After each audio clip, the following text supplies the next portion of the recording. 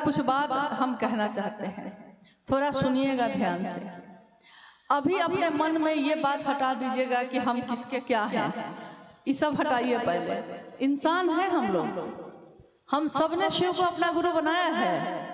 किसके कहने से बनाया है? अभी आपने जवाब दिया था, किसके कहने से बनाया है? साहब हरिंद्रानंद जी शिव के शिष्य के कहने से बनाया है। तो इसमें कहना किसका चलेगा? साहब का चलेगा। बात तो उन्हीं की चलेगी ना। तो 3 सूत्रों के अलावा उन्होंने और क्या बताया? और कुछ नहीं बताया। कहा कि 3 सूत्र करना ना सहायक है, मदद करता है। मूल तो है अस्थाई होना। मेरे मन में अस्थाई शिव शिष्य हो जाए, मूल यही है। लेकिन मदद करता है 3 सूत्र। अब 3 सूत्र जो है मदद के लिए, इसके अलावा साहब ने और कुछ नहीं कहा। फिर उन्होंने देखा कि भीड़ बढ़ गई। शायद आपको मालूम नहीं होगा, पहले जब शिव शिष्यता की शुरुआत हुई थी बहुत कम लोग थे। तो जब कार्यक्रम शुरू हुआ तो 2 दिवसीय होते थे।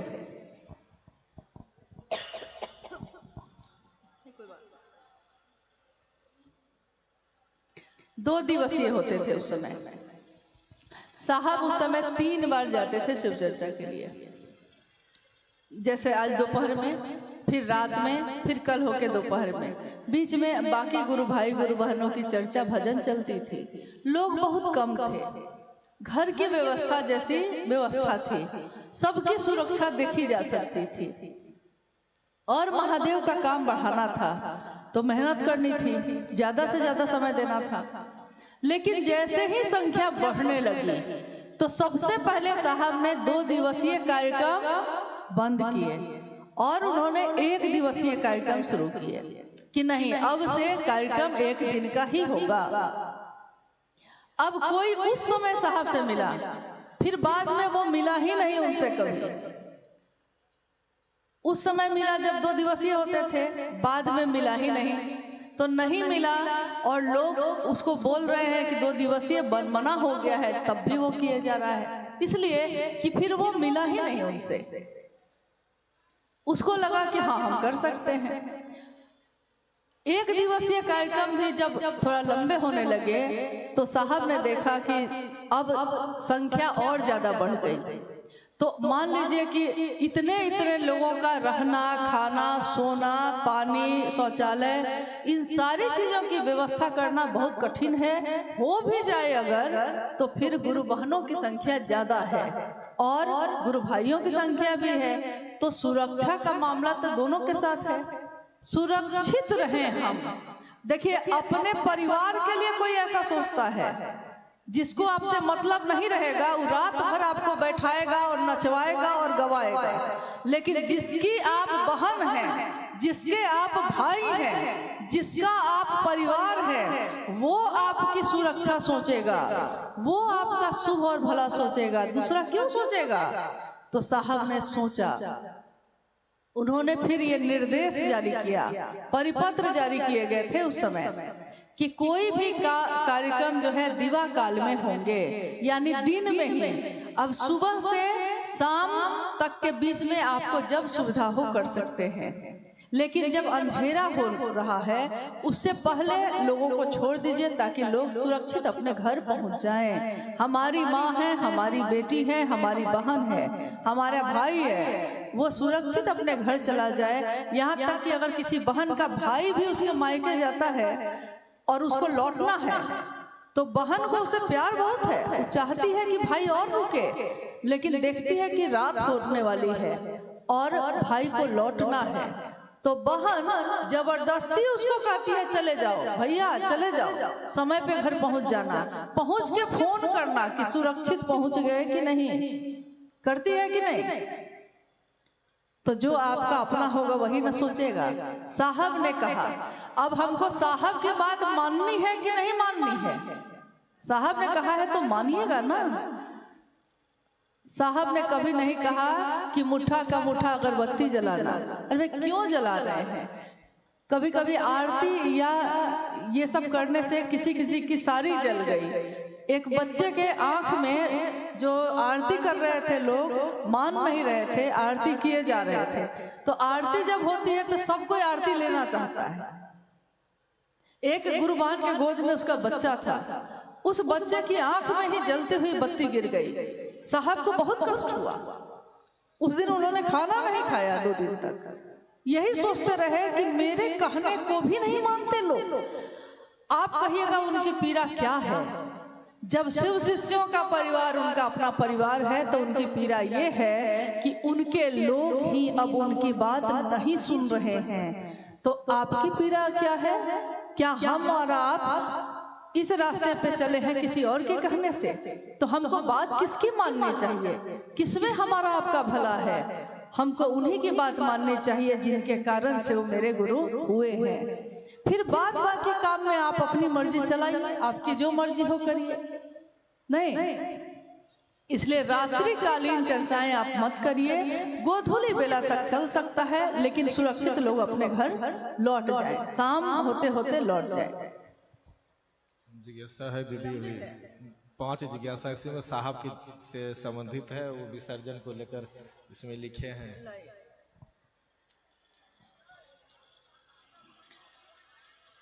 ये पूरा का पूरा पत्र है, मतलब जिनका भी है।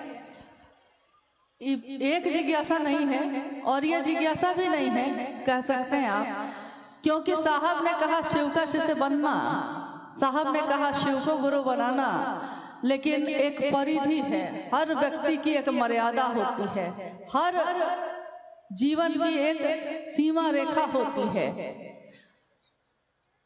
हर व्यक्ति का एक लौकिक परिवार भी है।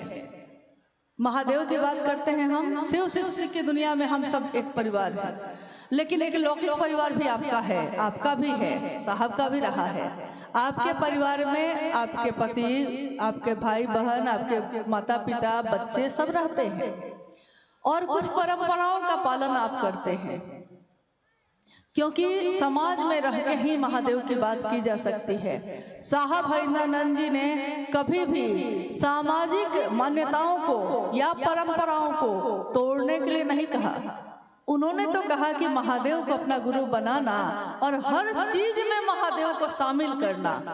यहाँ तक कि पूजा पाठ भी जो लोग कर रहे थे, उन्होंने कहा गुरु पूजा पाठ कैसे हो बताते हैं ना, तो उन्होंने कहा कि नमः शिवाय से करो ना भाई, जल ही चढ़ाना चाहते हो, अरे भाव ना चढ़ेगा, नमः शिवाय से चढ़ाओ ना। ये नहीं कहा कि जल नहीं चढ़ाना है, ये कहा कि नमः शिवाय से चढ़ाओ। तो उन्होंने मना नहीं किया कुछ भी।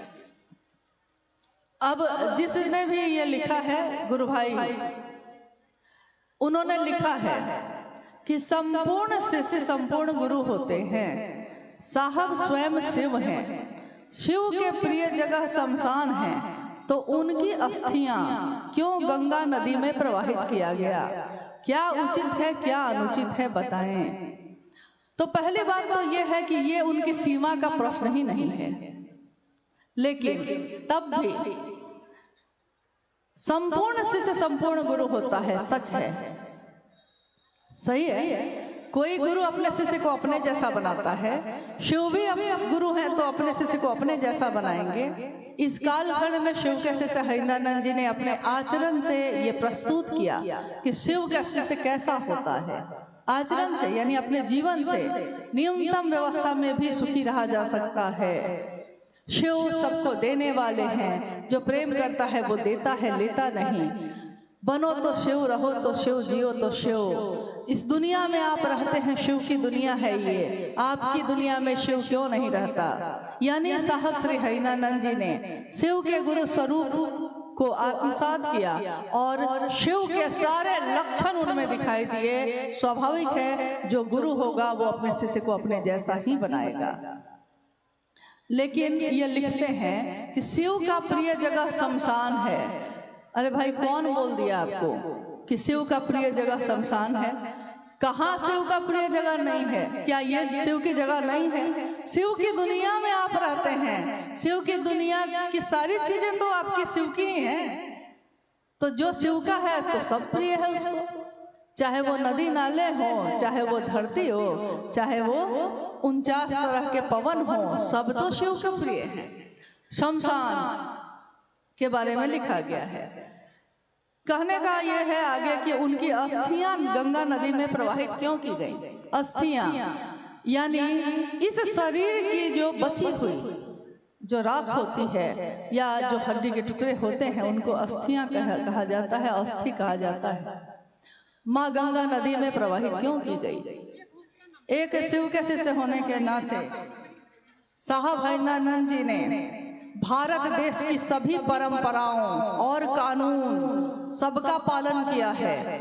यहाँ तक कि उन्होंने अपने लौकिक जीवन में भी और लौकिक परिवार में भी और पारलौकिक परिवार यानी शिव शिष्यों के परिवार में भी आपने देखा होगा कि अगर कोई साउंड लगाता है तो उन्होंने हमेशा कहा है कि परमिशन लेकर तब लगाना। जन्म इस शरीर का होना और इस शरीर का शिवलिंग होना, तो इस शरीर की एक मर्यादा है, उस मर्यादा का पालन परंपरा के अनुसार जो उचित है वो होगा ही होगा। क्योंकि माँ नीलमानंद जी ने जब 2005 में 17 जून को वो शिवलिंग हुई थी तो सारी परंपराओं का पालन किया गया, लेकिन किस तरह किया जाए ये साहब ने उसी समय हम लोग को बता दिया था।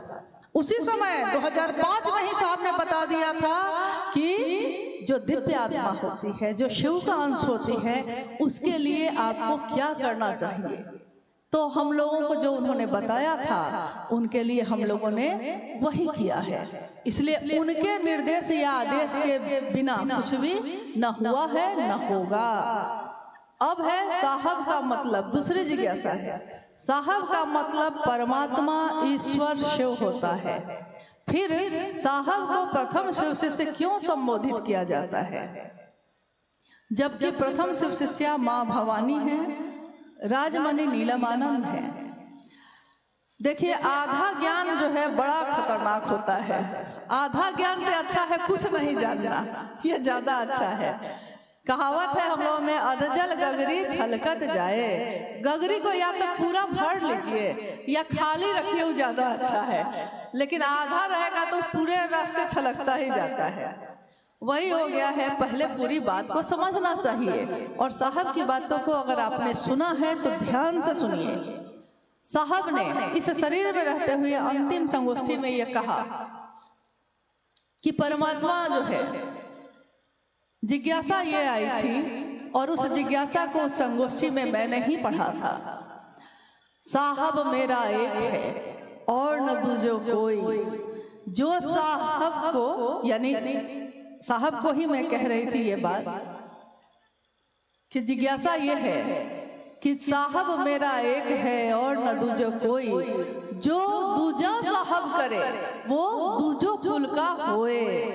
इसका क्या अर्थ है? तो साहब ने कहा कि जानते हैं साहब किसको कहते हैं? साहब परमात्मा को कहते हैं। साहब एक ही है यहाँ, साहब ईश्वर को कहते हैं। और उसके उत्तर में उन्होंने जो कहा, उससे पहले भी ये बात लोगों ने उस दिन सुनी है जरूर, लेकिन हम लोगों ने उनके मुंह से ये उत्तर जब मां नीलमानंद शरीर में थी 2003 में, उसी समय एक भजन वो गुनगुना रही थी। आपने शायद सुना होगा उस भजन को। आप लोग को भूख तो नहीं लगी है ना? लगी तो होगी। तो थोड़ी देर बात कर सकते हैं ना हम लोग? संगोष्ठी है, बड़ा मुश्किल से सबको इकट्ठे हुए हैं और जब बात निकली है तो थोड़ी दूर तक तो जाएगी। तो मां नीलमानंद गा रही थी, उन्हीं के द्वारा लिखित ये भजन था। साहेब यो अहाँ छी परम दयालु, अहाँ छी परम दयालु ये साहेब, अहाँ छी परम दयालु। तीन सूत्र अहीं के करै छी, अहीं के करै छी नमन, अहीं के करै छी चर्चा, अहीं से मांगै छी दया। इस भजन का ये वाक्य था, वो गा रही थी। हम लोग भी उनके पास बैठे थे, उनके साथ साथ गा रहे थे। उसी समय साहब अपने कार्यालय से, ये रांची की घटना है, उस समय साहब रांची में थे। उसी समय साहब अपने कार्यालय से आए तो उन्होंने गाते हुए सुन लिया तो वो हंसने लगे और खड़े हो गए। बोला उन्होंने कि नीलम जानती हैं साहब तो एक ही है, साहब तो महादेव है। और जब वो भोजन करके फिर कार्यालय चले गए दोपहर का, माँ नीलम आनंद जी ने कहा उस समय कि मुझको महादेव में और इनमें कोई अंतर नहीं लगता, क्योंकि जिसने शिव का भाव जगा दिया मेरे अंदर, मेरे लिए वो उससे कम भी नहीं। लेकिन जो ये कहते हैं करना वो है, जो ये चाहते हैं करना वो है। तो ये उत्तर तो साहब ने 2003 में ही हम लोग को दे दिया था। इसलिए हम लोग को कोई भ्रम नहीं है, और लोगों को भ्रम हो सकता है। तो साहब का मतलब यही होता है, शिव होता है। और साहब को प्रथम शिव शिष्य क्यों कहा जाता है? देखिए, इसके लिए थोड़ा समझना होगा कि आदि गुरु शिव। तो जब कोई आदि गुरु होगा तो आदि शिष्या भी होगी।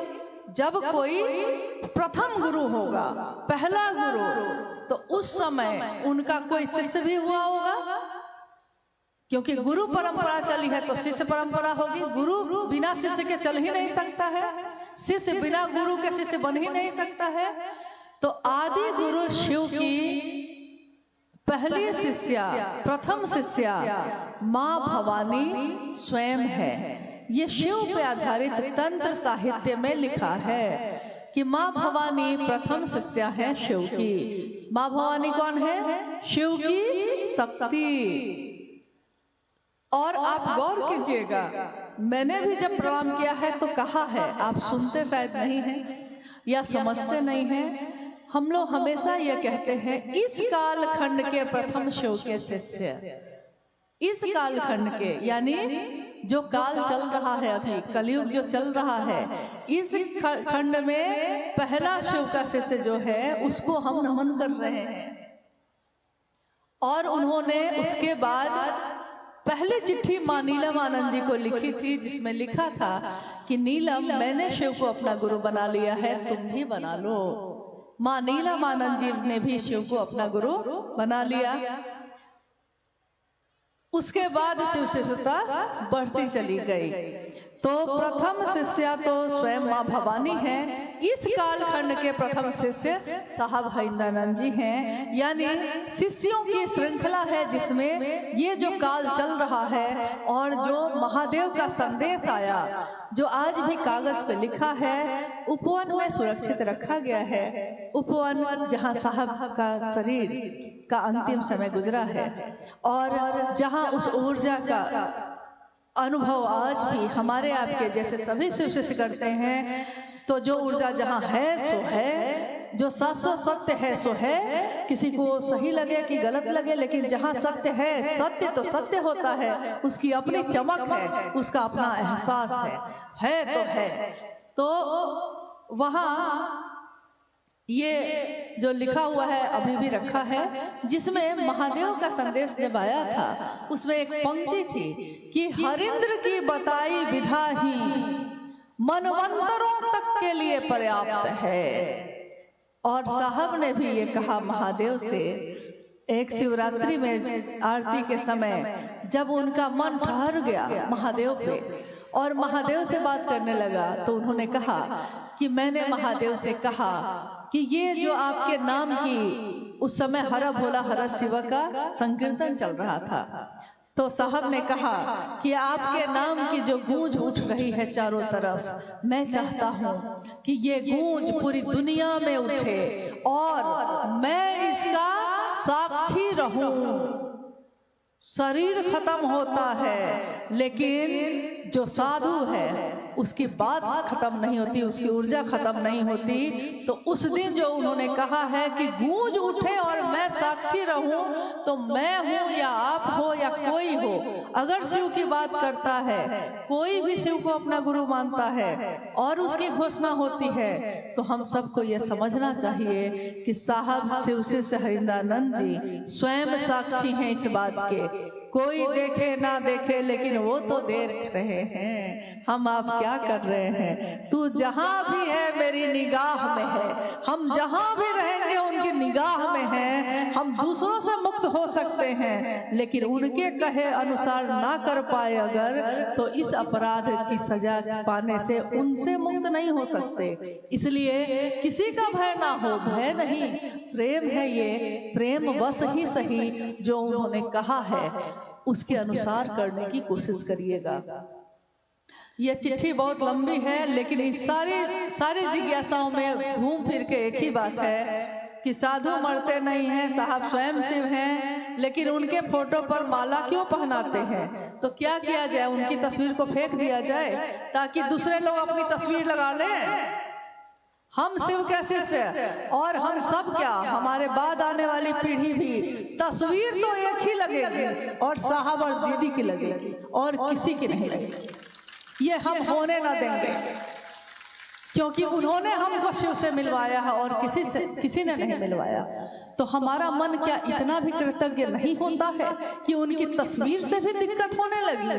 हाँ, आप कह सकते हैं कि साहब ने कभी नहीं कहा कि मेरी तस्वीर लगाओ या दीदी की तस्वीर लगाओ, लेकिन इसके पीछे की कहानी आपको मालूम नहीं।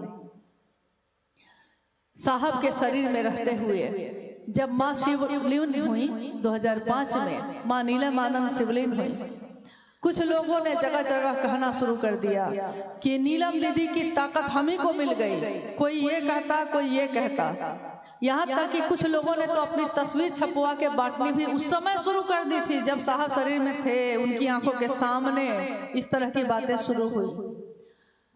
फिर भी साहब तैयार नहीं हुए, लेकिन बाद में उन्होंने कहा कि ठीक है, महादेव की तस्वीर तो लगेगी, इसलिए कि कोई शिव को गुरु बनाएगा तो वो प्रारंभिक अवस्था में जो शिव की साकार स्थिति है उसको समझ में आता है कि ये शिव की बात हो रही है, यही गुरु है, इनकी बात हो रही है। लेकिन गुरु से तो अंतर होना ही पड़ता है। उस शरीरधारी गुरु भी होगा तो अंदर से मिलना पड़ेगा उससे। शिव भी गुरु होंगे तो अंतर गुरु, अंतर से होना ही पड़ेगा, निराकार में जाना ही पड़ेगा। तस्वीर से मिलाप नहीं होगा। जो है, जिसकी तस्वीर है, वो मिलना तो उससे है ना, मिलना तो महादेव से है ना, तस्वीर से मिलाप नहीं होगा। लेकिन प्रारंभिक अवस्था में जब लोग अभी समझ नहीं रहे, लोग अभी जुड़ नहीं रहे, तो वो पहले समझते हैं जिन चीजों से, आप उसी के द्वारा उसका जुड़ाव करिए, धीरे धीरे वो समझ जाएगा। लेकिन नियम नहीं लगा सकते आप।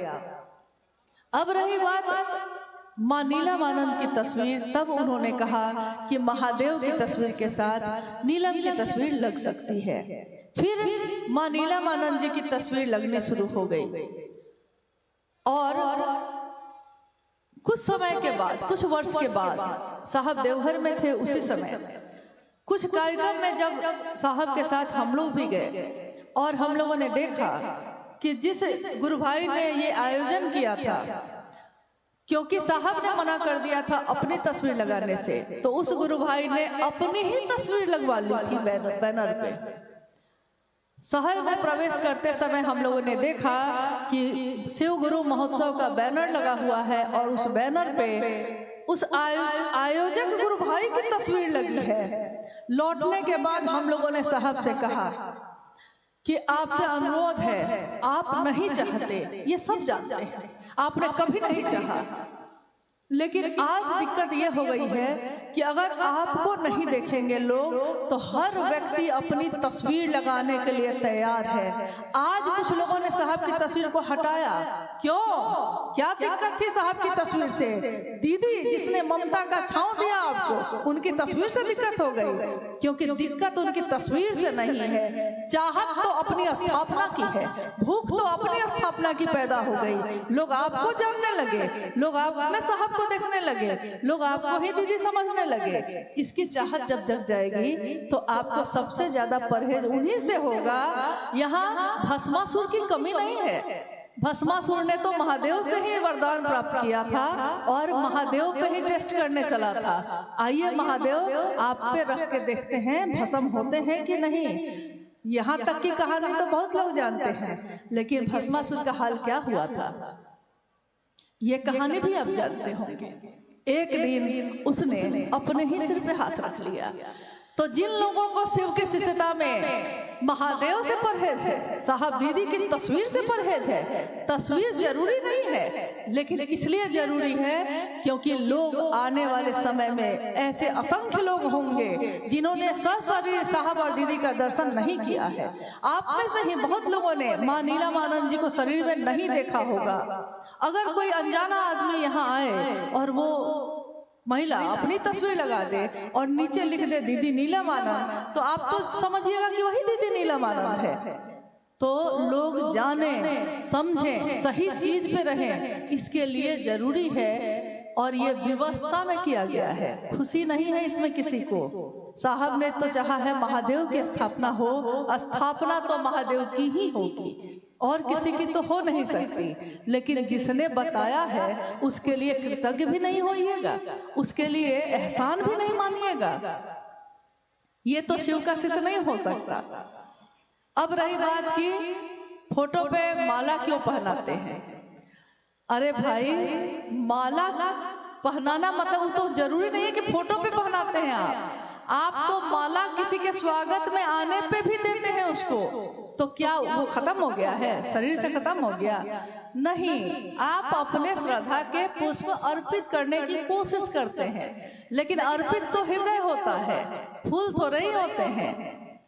हर घर जहाँ शिव शिष्टता की बात होती है, हर उस घर में ये बात तो गूंजती ही है कि घर मंदिर से नहीं वो कम, तुम रख दो कदम जहाँ ए हरेंद्र, सारी दुनिया बिछाती है फूल, दिल अपना बिछाएंगे हम। सुस्वागतम, सुस्वागतम, उन्हीं का स्वागत है हर जगह। क्यों है? क्या उन्होंने चाहा है? नहीं, उन्होंने महादेव से मिलवाया है। महादेव के पास जाने का रास्ता खोला है। आज तक किसी ने नहीं किया था ऐसा। सबने गुरु बन के खुद से जोड़ा था। किसी ने नहीं कहा कि महादेव तक आप भी जा सकते हैं। जो शास्त्र नहीं पढ़ सके, जो संस्कृत के श्लोक नहीं पढ़ सके, जिनको पुरोहित गिरी करना नहीं आया, जो ज्योतिष ज्ञान नहीं जान सके, जिनको कर्मकांड नहीं आए, उन सारे लोगों को लोगों ने समझा दिया कि तुम्हारे पास पात्रता नहीं है, तुम महादेव से मिलो।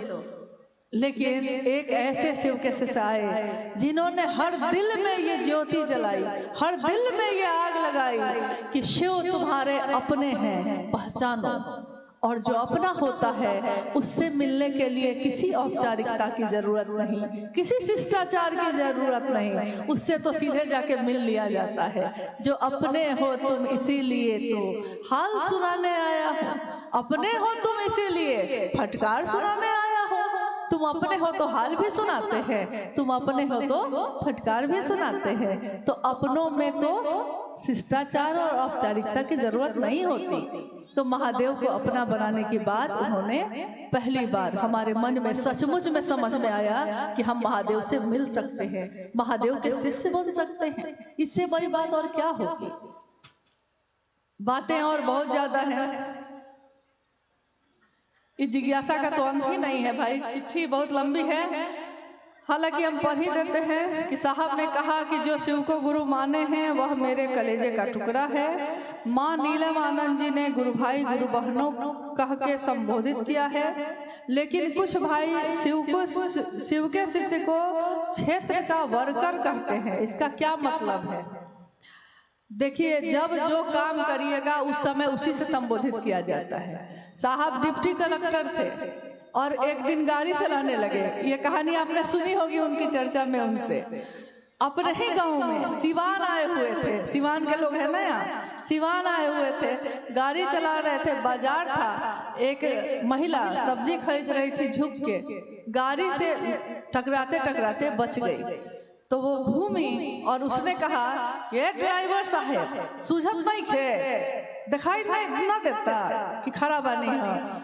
अब साहब तो एकदम भौचक रह गए, अरे मैं डिप्टी कलेक्टर हूँ, वो मुझको कह रही है ये ड्राइवर साहब, और हंसने लगे। फिर उन्होंने कहा कि जब मैं उस समय ड्राइवर का काम कर रहा था तो उस समय तो मुझको ड्राइवर ही ना कहेंगे उस समय। यानी जब जो काम आप करते रहते हैं उस तरह का संबोधन सामान्यतः लोग देते हैं, लेकिन शिव शिष्यता में संबोधित करने के लिए गुरु भाई और गुरु बहन ही कहा है साहब ने। इसलिए किसी को भी बोलिए तो गुरु भाई, गुरु बहन, दीदी, भैया, ये संबोधन देने में कोई दिक्कत है क्या? किसी को कोई दिक्कत है? नहीं ना। हाँ, अब जो कोई काम कर रहे हैं तो स्वयं सेवक है, अब कार्यकर्ता है, कार्यकर्ता का हिंदी है और अंग्रेजी है उसका वर्कर, तो कोई गलती से बोल दिया होगा, गलती से क्या सोचा नहीं होगा, मनसा ये नहीं होगी, लेकिन बोल दिया होगा। फिर भी हम लोग को परिमार्जन करना चाहिए, सुधार करना चाहिए, क्योंकि हमारी बोली से बहुत कुछ होता भी है, बनता भी है और बहुत कुछ बिगड़ता भी है। एक बोली औषधि करे और एक बोली चले बाम। एक शब्द ऐसा होता है जो घाव पे मरहम का काम करता है, और एक बोली ऐसी होती है जो घाव नहीं है तो घाव बना देता है, नहीं बाण तीर की तरह लग के। तो बोली ऐसी बोलिए कि मन का आपा खोइए, मतलब कि कोई आपसे बात करे तो उसको महादेव की याद आए। बोलना ही है तो इतना बढ़िया बोलिए। अब बातों का कोई मतलब नहीं है। साहब का विसर्जन क्यों, तो साहब का पूजा पाठ क्यों, यही सब है। खैर, मुझको लगता है कि लगभग सारे जिज्ञासाओं का उत्तर दिया जा चुका है। और कुछ जगहों पे ऐसा होता है कि भारत देश की एक अपनी संस्कृति है, एक परंपरा है, एक तरीका है जीने का यानी जीवन को जीने का। इस परंपरा में हम कभी पर्व मनाते हैं, कभी त्योहार मनाते हैं, कभी खुशियां मनाते हैं, कभी होली भी खेलते हैं, कभी दीपावली में दिए भी जलाते हैं। लेकिन दुनिया को भी यह समझना पड़ेगा कि शिव का शिष्य चाहे कहीं भी खड़ा हो के कोई भी काम कर रहा हो, उसकी मनसा अपने गुरु शिव की स्थापना की ही होगी। उसकी मनसा दूसरी कुछ भी नहीं हो सकती। लेकिन आप उसके बाहरी चीज को देखकर भ्रमित हो जाते हैं। विश्वास करना होगा महादेव पे, उनके शिष्यता पे, और जो उनका काम महादेव का गुरु कार्य बढ़ा रहे हैं उन पे भी। जब तक हम एक दूसरे पे विश्वास न रखेंगे हम कैसे इस रास्ते पे बढ़ सकेंगे? ये तो प्रेम की विधा है।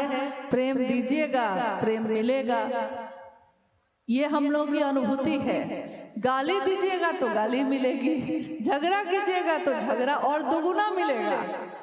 और प्रेम कीजिएगा, पड़ोसी के यहाँ पुआ बना के पहुंचाने जाइएगा, बर्तन छोड़ के आइए तो जरा लौटेगा उधर से बर्तन, तो उसमें कोई ना कोई पकवान के साथ लौटेगा।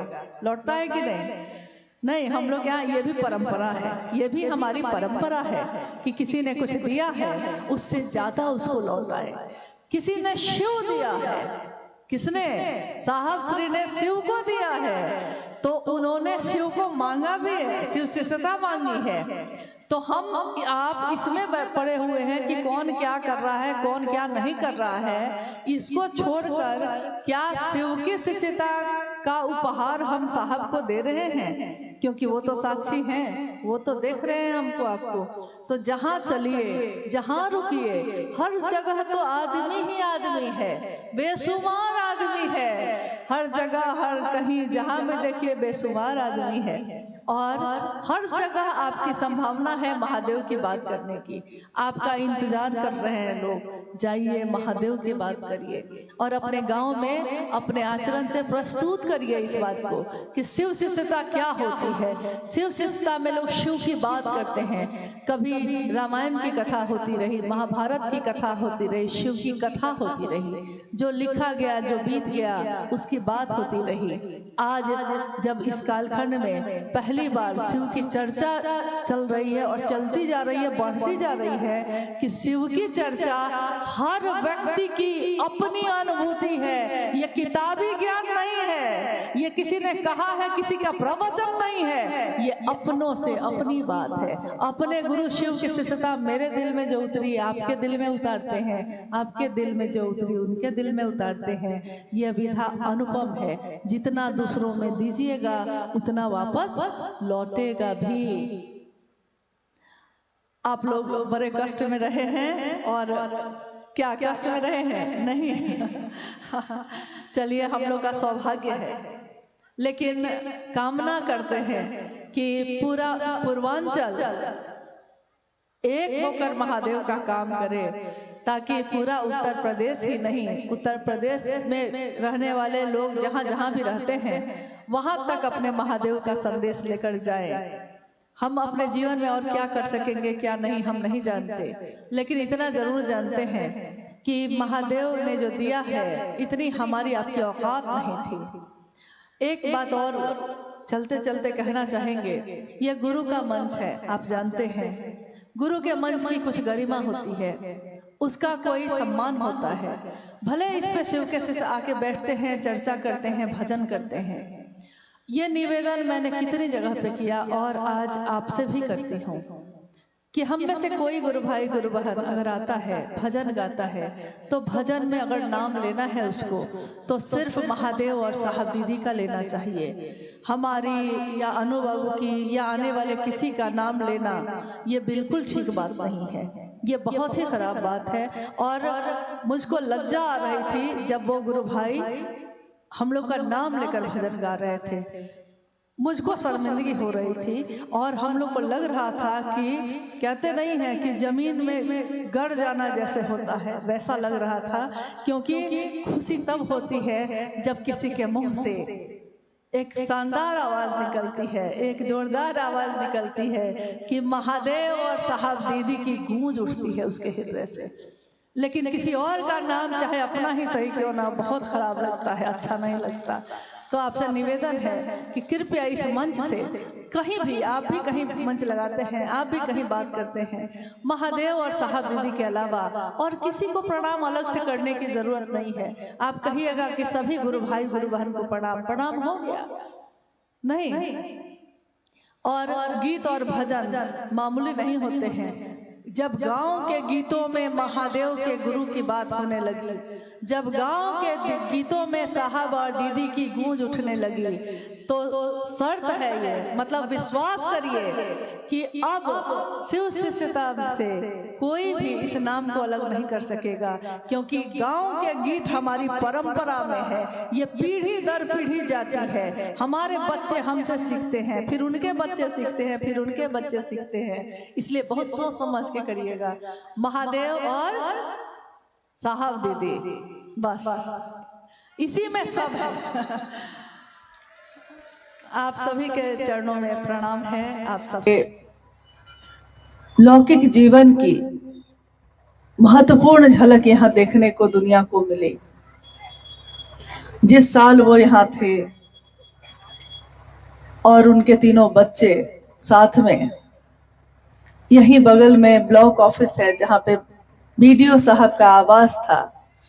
आज वो आवास खंडहर है, लेकिन किसी दिन वहां क्या रौनक थी। शिव को गुरु मानकर साहब हरिंद्रानंद जी मन में शिव के प्रेम का दिया लेकर यही निवास कर रहे थे।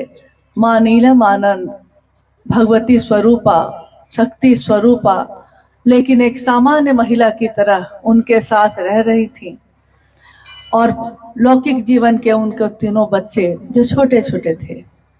कितनी चमत्कारिक घटनाएं यहाँ हुई।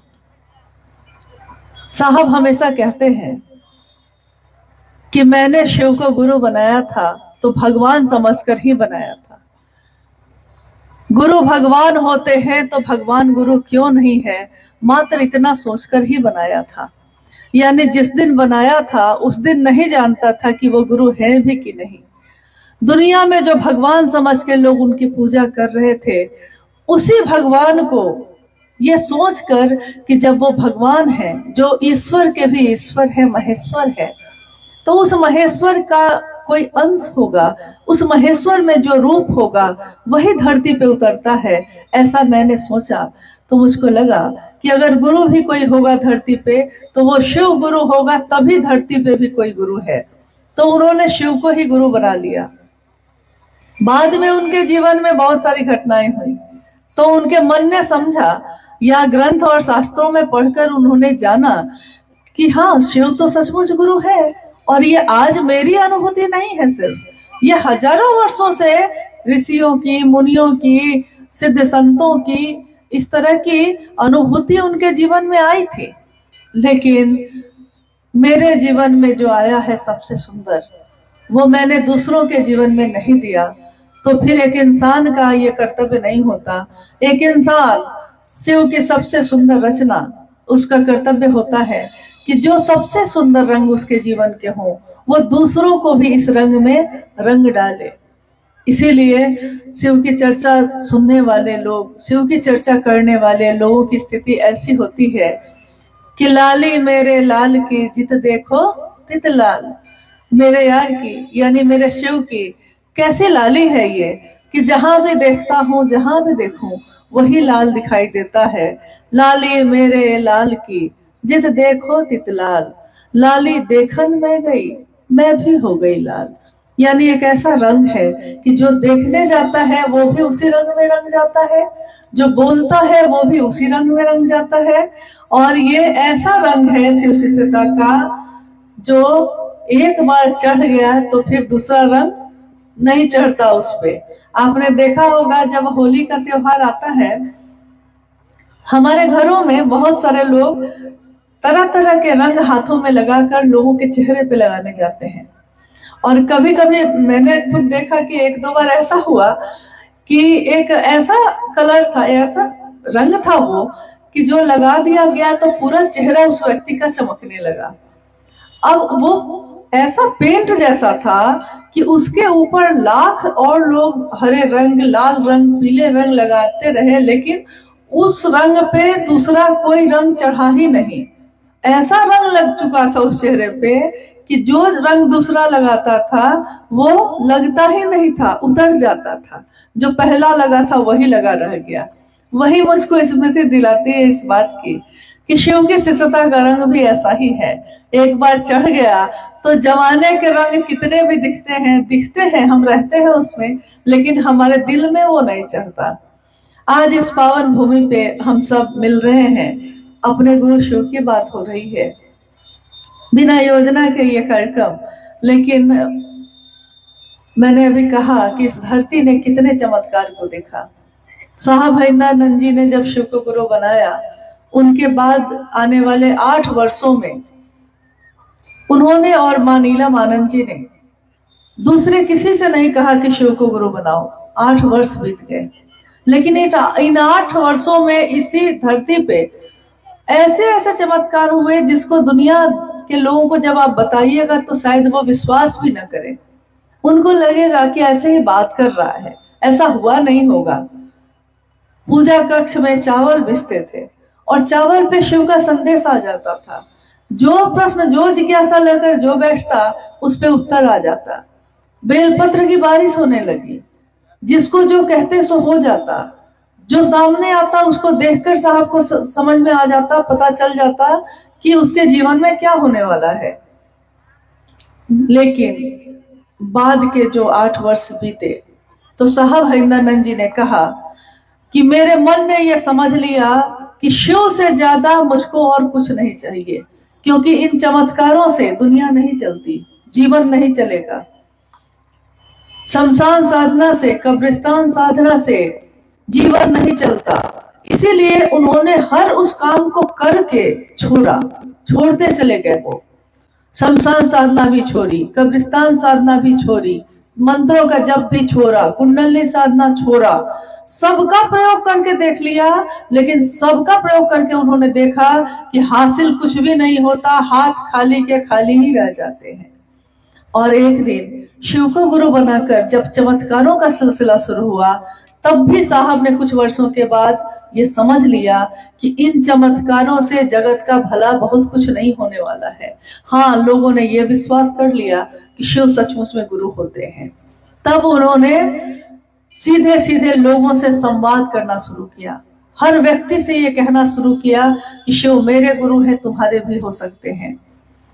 कल हम लोग इसी पे चर्चा में बात कर रहे थे रेणुकूट में, कि हमारे जीवन में जब कोई अपना मिलता है और जिसको मेरा मन प्रेम करता है, हम चाहते हैं कि वो पूरी तरह सिर्फ मेरा रहे, हम दूसरे के साथ उसको नहीं बांटना चाहते। जैसे मेरा बच्चा मुझको प्रेम करता है तब तक तो ठीक है, लेकिन जिस दिन वो किसी पड़ोस वाली आंटी को ज्यादा प्रेम करने लगता है तो उसकी माँ के कलेजे पे सांप लौट जाता है। उसको लगता है कि अरे मेरा बेटा है, दूसरे को कैसे ज्यादा प्रेम कर सकता है।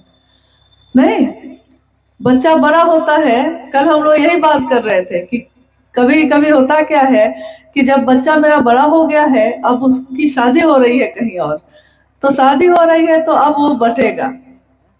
माँ के मन में भावना होती है कि अब ये प्यार बटेगा, यानी कि कोई दूसरी आएगी जिसको मेरा बेटा प्रेम करने लगेगा और मेरे से जो उसका प्रेम था वो बंटवारा हो जाएगा उसका। तो उस माँ को ये बर्दाश्त नहीं हो पाता। लेकिन सोचिए कि हमारे जीवन में जितने भी रिश्ते हैं, जिसको भी हम प्रेम करते हैं, हम चाहते हैं कि वो सिर्फ मेरा बन के रहे। साहब हरिनानंद जी ने शिव को अपना गुरु बनाया।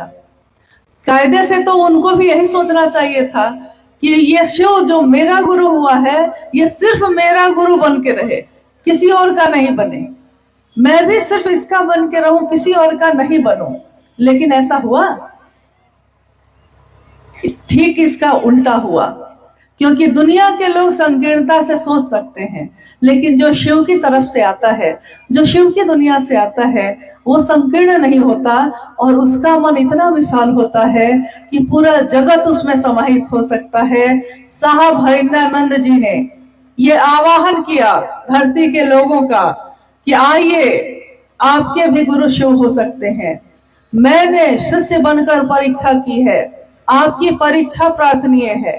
प्रारंभिक समय में जब साहब ने ये बात कहनी शुरू की थी लोगों से, उन्होंने कहा था कि मैंने परीक्षा की है कि शिव गुरु हैं, सचमुच में है, आपकी परीक्षा प्रार्थनीय है, परीक्षा कर लीजिए। मेरे कहने पे विश्वास नहीं होता है तो कोई बात नहीं, परीक्षा कर लीजिए। और उसके बाद सचमुच लोगों ने परीक्षा की, शिव को गुरु बनाया, तीनों सूत्र करना शुरू किया और हर समस्या का हल यही तीनों सूत्र था। ऐसा कैसे हो सकता है कि हमारे जीवन में अलग अलग दुख है, अलग अलग समस्या है। किसी के जीवन में कोई दुख है, कोई बीमारी से बाधित है, कोई मानसिक रोग से बाधित है, किसी का शरीर नहीं चल पा रहा है, कोई गरीब है, किसी को संतान नहीं, किसी के जीवन में खुशी नहीं, अनेक चीजें हैं, अनेक बेचैनी और परेशानी है जीवन में। सबकी बेचैनी अलग अलग है, सबकी समस्या अलग अलग है। लेकिन साहब हरिनानंद जी ने हमेशा कहा कि शिव से दया मांगो, शिव की थोड़ी सी बात करो और शिव को प्रणाम करो, बस इतना ही। तो हमारा जो मन है, जो करता मन है, जो सोचता है कि जब तक कुछ करेंगे नहीं मिलेगा कैसे, क्योंकि पूजा में तो हम यही करते हैं, कुछ ना कुछ करते हैं, तब सोचते हैं कि अब महादेव दया करेंगे। पूजा में जल चढ़ाएंगे, दूध चढ़ाएंगे, बेलपत्र चढ़ाएंगे, तब ना महादेव दया करेंगे। लेकिन ये शिव शिष्य हरिनानंद जी क्या कह रहे हैं? ये तो कह रहे हैं कि कुछ भी नहीं करो तब भी सिर्फ मन में ये तीनों काम कर लोगे तो परिणाम उतना ही आएगा। ये कैसे होगा? लोगों ने परीक्षा की, लोगों ने इसको करके देखा, उनके जीवन की समस्या अपने आप सुलझती चली गई। अपने आप सुलझ जाएंगे सारे उलझे धागे। सारे उलझे धागे जो थे वो खुद ही खुद सुलझते चले गए। सामान्य और आसान तरीके से समस्याएं सुलझती चली गई। लोगों को लगा कि ये कैसे हुआ, लेकिन हमको याद रखना चाहिए कि मंदिर तो यही है वो। आज भी कितने लोग पूजा करते होंगे, मंदिर उस समय भी था, लेकिन कौन भक्त है, कौन शिष्य ऐसा है जिसके मन का भाव वो ग्रहण कर लेते हैं, महत्वपूर्ण ये होता है। शिव से सहिदानंद जी की वाणी में जो ऊर्जा है, उनकी बोली में जो ऊर्जा है, वो शिव की साक्षात ऊर्जा है जो उतरी है उनमें। इसीलिए हम आप भी जब किसी से कहते हैं तो वो शिव को गुरु बना लेता है। एक दिन के लिए नहीं, जीवन भर के लिए। आपको ये चमत्कार नहीं लगता? शिवलिंग से किसी ने पेड़ा मांगा है तो मिल गया, ये चमत्कार है। भगवती चूड़ी और साड़ी लेकर आई है, ये चमत्कार है। लेकिन एक सामान्य व्यक्ति अपने जीवन के झंझावात में आपके मेरे बोलने से, सिर्फ आपके मेरे कहने से सिर्फ जीवन भर के लिए शिव को गुरु बना लेता है। ये कितना बड़ा चमत्कार है, लेकिन हम लोग इस पर ध्यान नहीं देते। चमत्कार बंद नहीं हुए हैं, चमत्कार आज भी उतने ही और वेग से घटित हो रहे हैं, लेकिन हम सामने, आंखों के सामने देखना चाहते हैं, अपने जीवन की चीजों पे नहीं देखते। हमारा मन पहले भी था, आज भी है। पहले का जो मन था वो और आज का जो मन है वो, क्या दोनों मन में अंतर नहीं आया है? पहले मन में ये होता था कि छोटी छोटी बात पे हम लोग व्यथित होते थे, लेकिन आज पिछले कुछ समय में जब बिहार जाना हुआ था, इसी तरह गांव के परिवेश में हम लोग छोटी छोटी जगहों पे बैठते हुए गए थे, लोगों से मिलते हुए। एक सामान्य गुरु बहन जिसकी कोई पहचान नहीं है, लोग नहीं जानते उसको, वो लोग माइक पे चर्चा कर रहे थे, हम लोग सुन रहे थे। क्या चर्चा थी उनकी, क्या बोल रही थी वो गुरु बहन। वो ऐसे भाव से बोल रही थी कि लग रहा था कि पता नहीं कहाँ का विद्वान कोई आया है, कौन देवी उतर गई है यहाँ। इसीलिए कोई नहीं जानता किसके मुंह से वो शिव बोलते हैं, किसके कानों से सुनते हैं, किसकी आंखों से देखते हैं। साहब हरिंद्रानंद जी ने कहा, वो शिव जो इन आंखों से दिखाई नहीं देता, लेकिन आपके मेरे माध्यम से ही जगत में चलता है, हजार पैरों से चलता है, हजार आंखों से देखता है, हजार कानों से सुनता है। इसीलिए शिव की इस ऊर्जा को महसूस कीजिए, पुकारिए स्वभाव से, चिदानंद होइए, गुरु का नाम लीजिए, किसी भी पल ना भूलिए। ये भजन जो अभी आपने सुना, बिना किसी म्यूजिक, बिना किसी संगीत के सुना है अभी थोड़ी देर पहले, ये माँ नीलम आनंद जी की डायरी में लिखा हुआ है। ये सारी पंक्तियां लिखी हैं, ये सारे शब्द लिखे हैं। गुरु का नाम लीजिए, किसी भी पल न भूलिए, पुकारिए स्वभाव से, चिदानंद होइए। कितनी बड़ी बात उन्होंने कही है कि सबका नाम लेते हैं, कुछ पल याद रहता है, कुछ पल भूल जाते हैं, लेकिन गुरु का नाम ऐसे लीजिएगा कि फिर किसी भी पल भूलिएगा नहीं। सारे रिश्ते भूल जाएं, लेकिन शिव नहीं भूले। इसी की प्रार्थना, इसी की याचना उस शिव से करिएगा।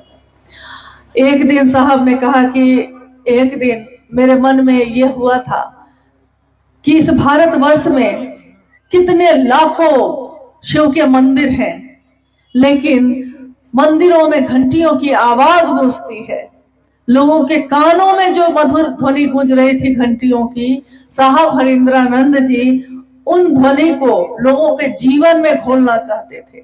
उन्होंने कहा कि मैं मंदिरों से बजती हुई घंटियों की आवाज, जो मधुर ध्वनि कानों से टकराती है, मैं इस आवाज को इस जगत के लोगों के दिलों में घोलना चाहता हूँ। उसके मन का मंदिर का घंटी ऐसा बजे कि बस बजता ही रहे, वो ऐसा बजता रहे कि फिर बंद ना हो। और ऐसा हो गया। हम सबों का सौभाग्य है कि हम में से कितने लोगों ने, आज भी जो लोग यहाँ उपस्थित हैं, कितने लोगों ने साहब का सानिध्य प्राप्त किया, कितने लोगों ने उनकी बातों को सुना। इन आंखों से हमने उस ऊर्जा को इस जमीन पे देखा है जिसने शिव की बात की है, जिसने शिव की शिष्टता को उतारा है। हम एहसानमंद हैं, हम कृतज्ञ हैं शिव के शिष्य हरिंद्रानंद साहब के, कि उन्होंने हमारे जीवन में शिष्टता का दान दिया है। जो भी उनके जीवन में मिला वो सबको बांट दिया। हमारा भी कर्तव्य है कि जिसमें उनके प्राण बसते हैं, याद कीजिए साहब की उस वाणी को, साहब की उस बोली को। क्योंकि अगर कोई भी आने वाले समय में भी अगर कोई शिव का शिष्य होगा और उसको साहब और दीदी की याद नहीं आएगी तो वो कैसा शिष्य होगा। क्योंकि शिष्य कृतज्ञ होता है, जिसने भी उसको शिव की तरफ चलना सिखाया है उसके प्रति एहसान मंद होता है। तो कृतज्ञ मन याद करता है। सोचिए उनकी बात, उनकी वाणी को। उन्होंने कहा है कि शिव की शिष्यता में मेरे प्राण बसते हैं, प्राण बसते हैं। और जिसमें उनके प्राण बसते हैं वो शिव हमारे आपके दिलों में रहते हैं, यानी हमारे प्राण में भी बसते हैं। तो हम सबको शिव के शिष्य हरिनानंद साहब के प्राण को किस तरह संभालने की जरूरत है। हम सब एक मनसा वाचा करुणा एक भाव से शिव की तरफ चल सके, शिव के काम को कर सके। इसी की दया की याचना मंदिर में स्थापित जो शिव है और जो निराकार शिव है। क्योंकि सामने जो दिखते हैं उनसे भी मिलने के लिए एक दिन निराकार होना पड़ता है। एक दूसरे से प्रेम तो हम करते हैं, लेकिन मेरा मन उसके मन से मिलता है जिससे हम प्रेम करते हैं। शरीर से हम चाहे कितने भी दूर हों, लेकिन मन अगर मेरा उससे मिलता है तो हमारा मन, कहते हैं, आंतर मन होना होता है। गुरु कोई हो, एक दिन उससे आंतर ही मिलना पड़ता है। शिव शुरू से ही शरीर में नहीं है, प्रतीक है, कभी शिवलिंग के रूप में, कभी तस्वीरों के रूप में, कभी मूर्तियों के रूप में। हम उन मूर्तियों को भी नमन करते हैं, हम उन तस्वीरों को भी नमन करते हैं। हम जो ये हवा शिव को छूकर आती है, हम उस हवा को भी नमन करते हैं। क्योंकि कण कण में अगर वो शिव बसता है तो ये सारी चीजों में शिव ही तो बसता है। ये सरसों के फूल जो खिले हैं चारों तरफ हमारे आपके, इन सरसों के फूलों में भी जो पीले पीले फूल हैं उनको भी देखकर तो शिव की ही याद आती है। नहीं, तुम मिले दिल खिले और जीने को क्या चाहिए। लोग गीत गाते हैं अपने प्रेमी के लिए, हम गीत गाते हैं अपने शिव, अपने साहब दीदी के लिए कि तुम मिले हो, ऐसे मिले हो कि तुम मिले दिल खिले और जीने को क्या चाहिए। ना हो तो उदास तेरे पास पास में रहूंगा जिंदगी भर। साहब हरिनानंद जी ने कहा है हम सभी शिव शिष्यों को कि उदास मत होना, मैं जिंदगी भर तुम्हारे साथ ऐसे ही चलता रहूंगा जैसे शिव चलते हैं। शिव की सत्ता, शिव के लोग, शिव के गण, शिव के शिष्य भी वैसे ही चलते हैं। ये एक जन्म का रिश्ता नहीं है, जन्मों जन्मों का रिश्ता है। और जन्मों जन्मों तक ये जीवात्मा मेरे अंदर जो है, आपके अंदर जो है, ये जीवात्मा चाहे जितने भी शरीर बदल ले, लेकिन एक बार इसने साहब हरिनानंद जी का संग ले लिया है तो वो जब तक हम शिव से हो नहीं जाएंगे वो हम लोगों को छोड़ेंगे नहीं। क्योंकि उन्होंने कहा है ये कि मैं शिव से बनाकर ही छोड़ूंगा आप लोगों को। इसलिए हम सब उनको आज याद करते हैं, अपने मन में उनको महसूस करते हैं और नमन करते हैं इस पावन धरती को भी, इन हवाओं को भी, इस धरती के मिट्टी को भी, जहां हमारे साहब दीदी कभी कदमों से चले थे। सोचिए ये धरती कैसी ऊर्जावान है जहां हमारे साहब दीदी रहे, निवास किया जहां उन्होंने, और एक लंबे समय तक शिव शिष्टता का बिया अंदर ही अंदर पल्वित पुष्पित होता रहा। जो 1982 में जब वो मधेपुरा में गए तो वहां पौधे के रूप में धरती के लोगों ने देखा, लेकिन ये पल तो रहा था यहीं से। आज की ये जो बात हो रही है बिना आयोजित, इसमें मैं आप लोगों से क्या कहूँ, शायद इतनी व्यवस्था यहाँ के गुरु भाई गुरु बहन नहीं कर सके होंगे, लेकिन जो भी किया होगा इन्होंने, जितनी भी जगह बनाई होगी, हमारा मन एहसानमंद है कि यहाँ पाटन के रहने वाले गुरु भाई गुरु बहनों ने, पूरे पलामू जिले ने या उसके आसपास के जिलों ने जो भी महादेव के काम के लिए अपनी सहभागिता दी है, अपना सहयोग दिया है, हम सब उनके कृतज्ञ हैं। और मुझको याद आता है कि यहीं से बगल में है मनातूगढ़, जहाँ जन्म स्थान है मां नीलम आनंद का। मनातू में शिव गुरु महोत्सव हुआ था। आप लोगों में से कितने लोग ऐसे हैं जो उस महोत्सव में शामिल हुए थे? अच्छा, बहुत लोग हैं जो शामिल हुए थे। अच्छा, आप भी हुए थे। मनातू के शिव गुरु महोत्सव में हम लोगों ने नहीं सोचा था कि इतने जगह के लोग आ जाएंगे, लेकिन कहां कहां के लोग आ गए थे, बस भर भर के लोग आ गए थे। अब वो जगह है छोटी सी और लोग आ गए थे बहुत ज्यादा, तो होगा क्या? जगह जब छोटी हो और लोग बहुत आ जाए तो क्या होगा? हम लोगों ने देखा रात में, जब हम लोगों को देखने हम लोग गए, मतलब गांव में जहां जहां लोग एक रात पहले आ गए थे, तो मैंने देखा कि चाहे वो हिंदू हो, मुसलमान हो, किसी भी जाति किसी भी धर्म के लोग जो वहां रहते थे, उन लोगों ने अपने घर के दरवाजे को खोल दिया था, खुद बाहर निकल गए थे और लोगों को अपने घर के बिस्तर पे जगह दी थी। जो उनके घर में था उपलब्ध वही खुद भी खाया और जो आने वाले लोग थे उनको भी खिलाया। थोड़ा ही था, थोड़े में गुजारा कर लिया। शिव की शिष्यता यही तो परिलक्षित होती है कि जो है मेरे पास मैं उसको भी दे सकती हूँ कि नहीं। क्योंकि बड़े बड़े लोग, बड़े बड़े महल के लोग भी इतना बड़ा दिल नहीं रख पाते हैं, लेकिन छोटी कुटिया में रहने वाला कोई अपनी कुटिया को भी खोल के दे देता है कि आइए भाई, जहां जगह मिले रह जाइए। तो शिव शिष्यता ऐसी ही होती है, जहां जाइए जगह हो ना हो जगह बन जाती है। मन भी ऐसा ही होता है, उसको अगर संकीर्ण करिएगा तो वो सिकुड़ता चला जाता है, अगर महादेव का साथ लीजिएगा तो वो विस्तार पाता चला जाता है, फैलता चला जाता है। मन ही है, एक दिन सिर्फ अपने व्यक्तिगत चीज को पकड़ता है, एक दिन ऐसा होता है कि पूरे जगत का भला सोचता है, पूरे जगत के लोग शिव की ओर चले इसकी कोशिश करता है, अपने व्यक्तिगत अहंकार को एक तरफ रख देता है और शिव के लिए झुक जाता है। शिव के लिए झुकने वाला किसी के सामने झुकता है। जिसने शिव को चाहा है वो दुनिया से क्या चाहेगा, लेकिन वो ये जरूर चाहेगा कि जिस शिव को मैंने चाहा है दुनिया के लोग भी उसको चाहे।